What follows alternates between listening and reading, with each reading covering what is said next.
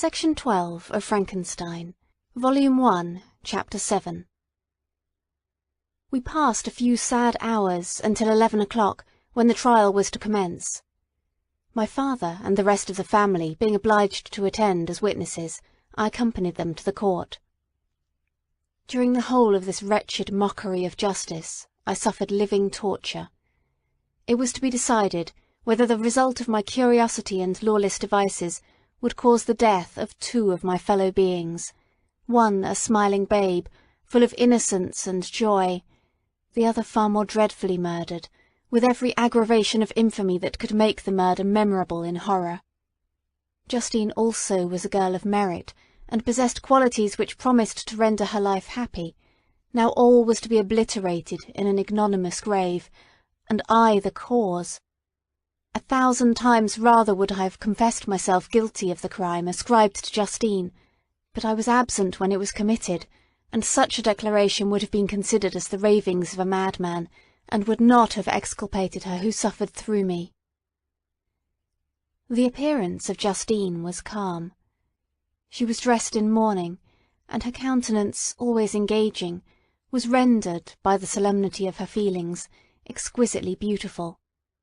Yet she appeared confident in innocence, and did not tremble, although gazed on and execrated by thousands, for all the kindness which her beauty might otherwise have excited was obliterated in the minds of the spectators by the imagination of the enormity she was supposed to have committed.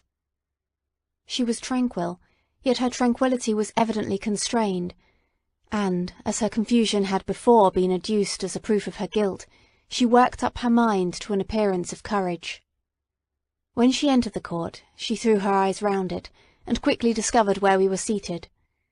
A tear seemed to dim her eye when she saw us, but she quickly recovered herself, and a look of sorrowful affection seemed to attest her utter guiltlessness. The trial began, and after the advocate against her had stated the charge, several witnesses were called. Several strange facts combined against her, which might have staggered anyone who had not such proof of her innocence as I had. She had been out the whole of the night on which the murder had been committed, and towards morning had been perceived by a market-woman not far from the spot where the body of the murdered child had been afterwards found.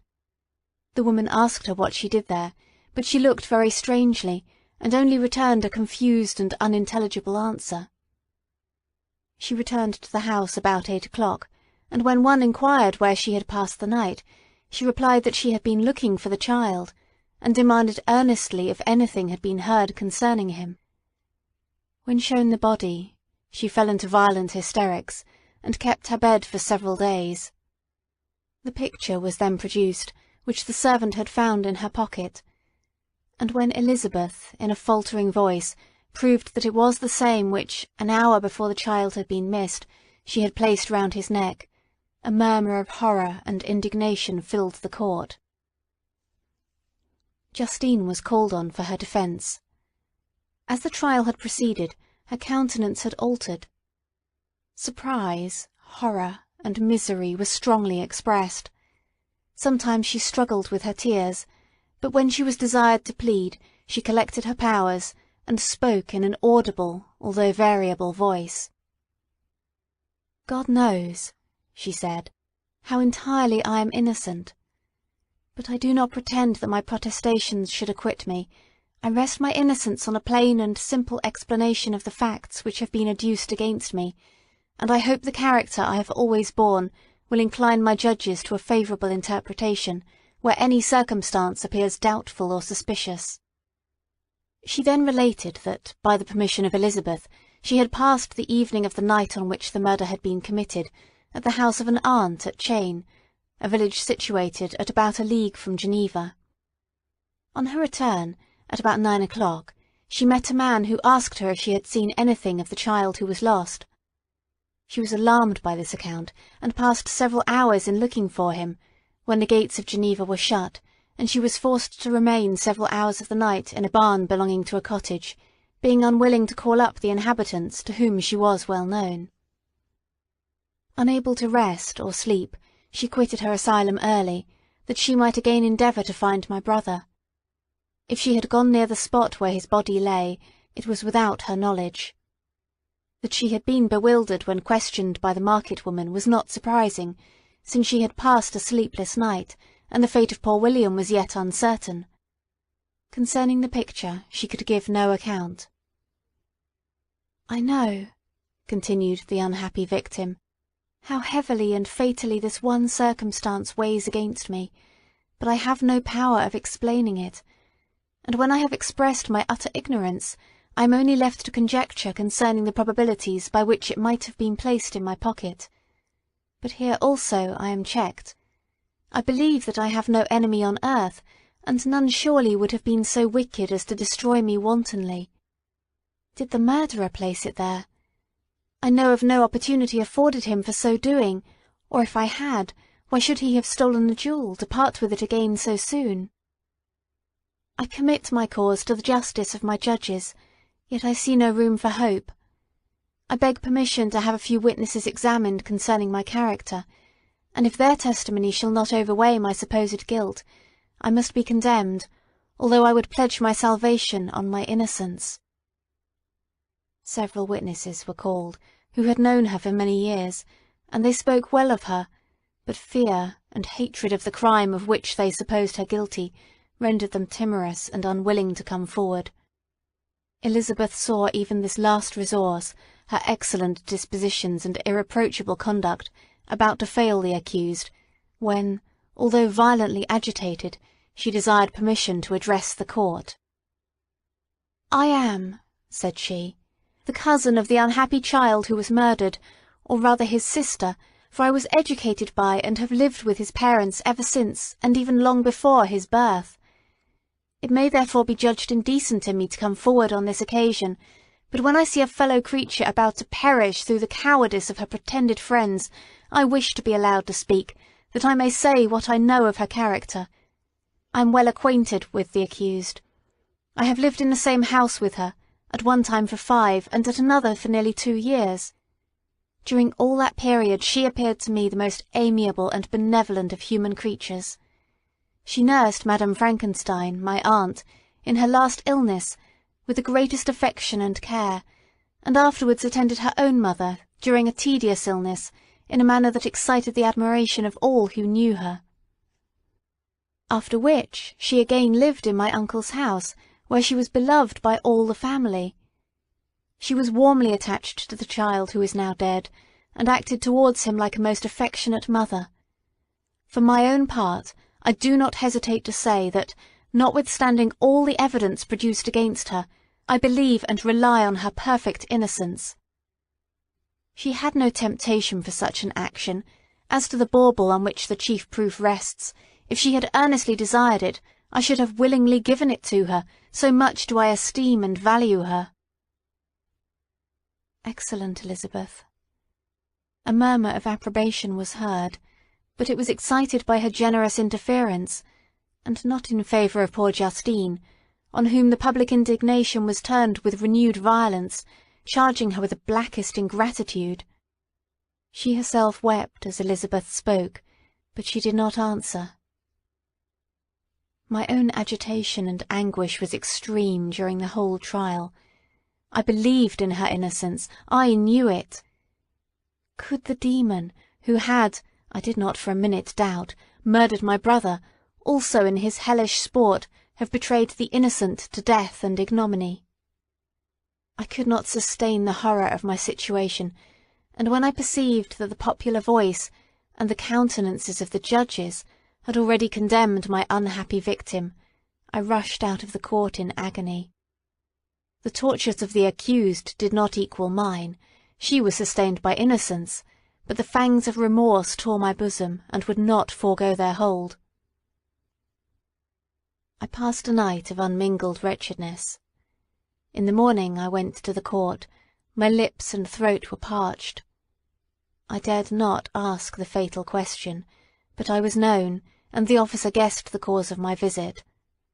The ballots had been thrown. They were all black, and Justine was condemned.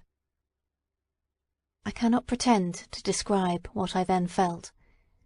I had before experienced sensations of horror, and I have endeavoured to bestow upon them adequate expressions. but words cannot convey an idea of the heart-sickening despair that I then endured.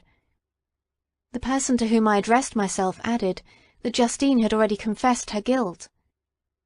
"That evidence," he observed, "was hardly required in so glaring a case, but I am glad of it, and indeed none of our judges like to condemn a criminal upon circumstantial evidence, be it ever so decisive." When I returned home, Elizabeth eagerly demanded the result. "My cousin," replied I, "it is decided as you may have expected. All judges had rather that 10 innocent should suffer, than that 1 guilty should escape. But she has confessed." This was a dire blow to poor Elizabeth, who had relied with firmness upon Justine's innocence. "Alas," said she, "how shall I ever again believe in human benevolence? Justine, whom I loved and esteemed as my sister, how could she put on those smiles of innocence only to betray? Her mild eyes seemed incapable of any severity or ill humour, and yet she has committed a murder." Soon after, we heard that the poor victim had expressed a wish to see my cousin. My father wished her not to go, but said that he left it to her own judgment and feelings to decide. "Yes," said Elizabeth, "I will go, although she is guilty, and you, Victor, shall accompany me. I cannot go alone." The idea of this visit was torture to me, yet I could not refuse. We entered the gloomy prison chamber, and beheld Justine sitting on some straw at the further end. Her hands were manacled, and her head rested on her knees.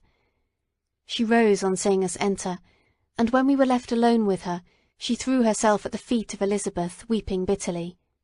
My cousin wept also. "Oh, Justine," said she, "why did you rob me of my last consolation?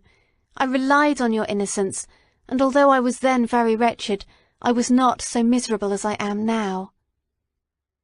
"And do you also believe that I am so very, very wicked? Do you also join with my enemies to crush me?" Her voice was suffocated with sobs. "Rise, my poor girl," said Elizabeth. "Why do you kneel if you are innocent? I'm not one of your enemies. I believed you guiltless, notwithstanding every evidence, until I heard that you had yourself declared your guilt. That report, you say, is false, and be assured, dear Justine, that nothing can shake my confidence in you for a moment but your own confession." "I did confess, but I confessed a lie. I confessed that I might obtain absolution, but now that falsehood lies heavier at my heart than all my other sins. The God of heaven forgive me. Ever since I was condemned, my confessor has besieged me. He threatened and menaced, until I almost began to think that I was the monster that he said I was. He threatened excommunication and hellfire in my last moments, if I continued obdurate. Dear lady, I had none to support me. All looked on me as a wretch doomed to ignominy and perdition. What could I do? In an evil hour I subscribed to a lie, and now only am I truly miserable." She paused, weeping, and then continued, "I thought with horror, my sweet lady, that you should believe your Justine, whom your blessed aunt had so highly honoured, and whom you loved, was a creature capable of a crime which none but the devil himself could have perpetrated. Dear William, dear blessed child, I soon shall see you again in heaven, where we shall all be happy, and that consoles me, going as I am to suffer ignominy and death." "Oh, Justine, forgive me for having for one moment distrusted you. Why did you confess? But do not mourn, my dear girl. I will everywhere proclaim your innocence and force belief. Yet you must die. You, my playfellow, my companion, my more than sister. I never can survive so horrible a misfortune. Dear, sweet Elizabeth, do not weep. You ought to raise me with thoughts of a better life, and elevate me from the petty cares of this world of injustice and strife. Do not you, excellent friend, drive me to despair. I will try to comfort you, but this I fear is an evil too deep and poignant to admit of consolation, for there is no hope. Yet heaven bless thee, my dearest Justine, with resignation, and a confidence elevated beyond this world. Oh, how I hate its shows and mockeries! When one creature is murdered, another is immediately deprived of life in a slow, torturing manner. Then the executioners, their hands yet reeking with the blood of innocence, believe that they have done a great deed. They call this retribution. Hateful name! When that word is pronounced, I know greater and more horrid punishments are going to be inflicted than the gloomiest tyrant has ever invented to satiate his utmost revenge. Yet this is not consolation for you, my Justine, unless indeed that you may glory in escaping from so miserable a den. Alas, I would I were in peace with my aunt and my lovely William, escaped from a world which is hateful to me, and the visages of men which I abhor. Justine smiled languidly. This, dear lady, is despair and not resignation. I must not learn the lesson that you would teach me. Talk of something else, something that will bring peace, and not increase of misery. During this conversation I had retired to a corner of the prison room, where I could conceal the horrid anguish that possessed me. Despair! Who dared talk of that? The poor victim, who on the morrow was to pass the dreary boundary between life and death, felt not, as I did, such deep and bitter agony. I gnashed my teeth and ground them together, uttering a groan that came from my inmost soul. Justine started. When she saw who it was, she approached me and said, "Dear sir, you are very kind to visit me. You, I hope, do not believe that I am guilty." I could not answer. "No, Justine," said Elizabeth. "He is more convinced of your innocence than I was, for even when he heard that you had confessed, he did not credit it." "I truly thank him. In these last moments I feel the sincerest gratitude towards those who think of me with kindness. How sweet is the affection of others to such a wretch as I am! It removes more than half my misfortune, and I feel as if I could die in peace, now that my innocence is acknowledged by you, dear lady, and your cousin." Thus the poor sufferer tried to comfort others and herself. She indeed gained the resignation she desired. But I, the true murderer, felt the never-dying worm alive in my bosom, which allowed of no hope or consolation. Elizabeth also wept and was unhappy, but hers also was the misery of innocence, which, like a cloud that passes over the fair moon, for a while hides but cannot tarnish its brightness. Anguish and despair had penetrated into the core of my heart. I bore a hell within me, which nothing could extinguish.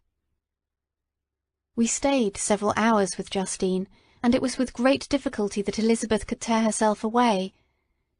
"I wish," cried she, "that I were to die with you. I cannot live in this world of misery." Justine assumed an air of cheerfulness, while she with difficulty repressed her bitter tears. She embraced Elizabeth, and said in a voice of half-suppressed emotion, "Farewell, sweet lady, dearest Elizabeth, my beloved and only friend. May heaven in its bounty bless and preserve you. May this be the last misfortune that you will ever suffer. Live, and be happy, and make others so." As we returned, Elizabeth said, "You know not, my dear Victor, how much I am relieved, now that I trust in the innocence of this unfortunate girl. I could never again have known peace if I had been deceived in my reliance on her. For the moment that I did believe her guilty, I felt an anguish that I could not have long sustained. Now my heart is lightened. The innocent suffers, but she, whom I thought amiable and good, has not betrayed the trust I reposed in her, and I am consoled." Amiable cousin, such were your thoughts, mild and gentle as your own dear eyes and voice. But I was a wretch, and none ever conceived of the misery that I then endured. End of Volume 1.